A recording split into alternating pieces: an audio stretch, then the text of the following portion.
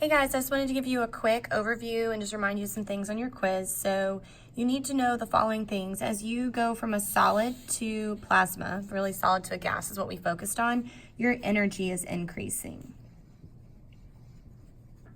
So as your energy is increasing, you're going to notice that the speed of the particles is also going to increase. So the solid is going to be your slowest, where the gas and plasma would be your fastest. Your shape, the solid is going to have a set shape and a set volume. Liquid will have a set volume, no shape. Gas doesn't have either. We're not going to worry about plasma. Just remember that plasma is ionized gas that has been energized.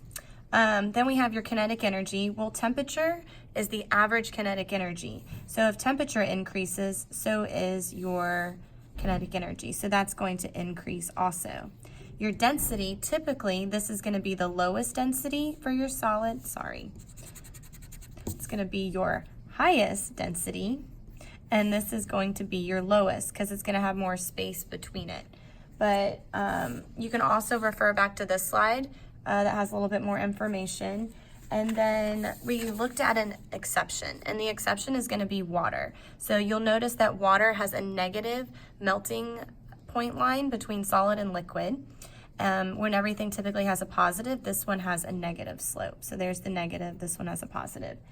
And that's going to explain a lot of things about water to us. So remember, there's these intermolecular bonds. That's the bonds between all of the molecules. So ice is very organized and it creates this honeycomb shape with lots of space. So this is why ice floats in water, because it has this beautiful shape, which you can also see here. And so it has has more volume and has less mass in it. Okay, you also need to know about physical and chemical. Make sure you know about properties. So properties can be like melting point, density, describing color.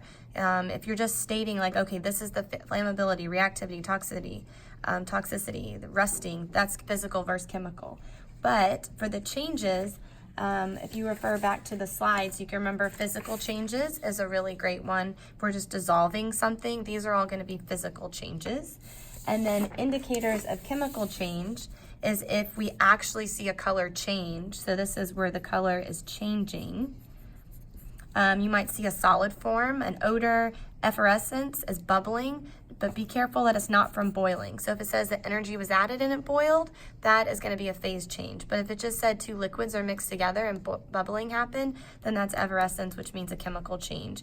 And anytime you see light or heat or something even gets colder, that's going to be a chemical change.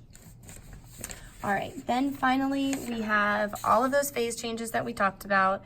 You guys are familiar with those. You've seen them before. The only new ones that you had heard would probably from a solid to a gas. That's sublimation. So think solid to a gas. And then gas to a solid is going to be deposition. The S is in the middle. So again, that was on the slide.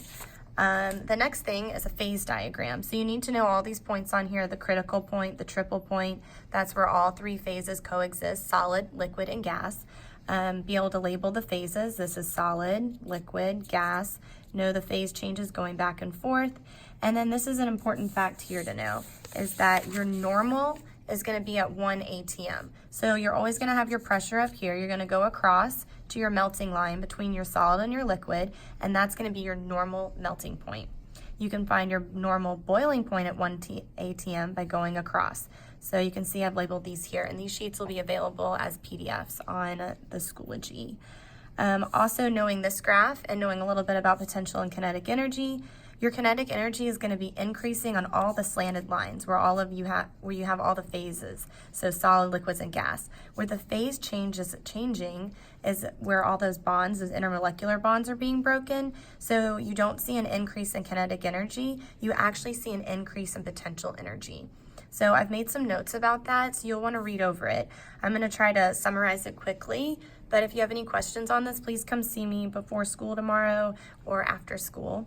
The reason the temperature doesn't change, even though you're adding energy, is because all of that energy is going to break those intermolecular bonds.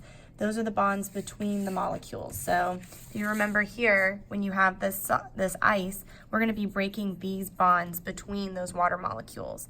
And the liquid, they still have a few bonds here, and so you're going to be breaking those when you're between the liquid and gas. So for example, if water starts to boil and you're adding energy, all of that energy is going to go to converting liquid to gas. The temperature you see does not increase. So this is also how we can find our boiling point. We just come across and see what the temperature is on the y-axis, and then here is our melting point. Don't forget that this is your melting, but if you go opposite, that's your freezing. And then on here, you have your vaporization and your condensation. If you have any more questions on this, please come see me, and I wish you the best of luck on your test. The only thing left is density, and I'm going to make a video separate for that.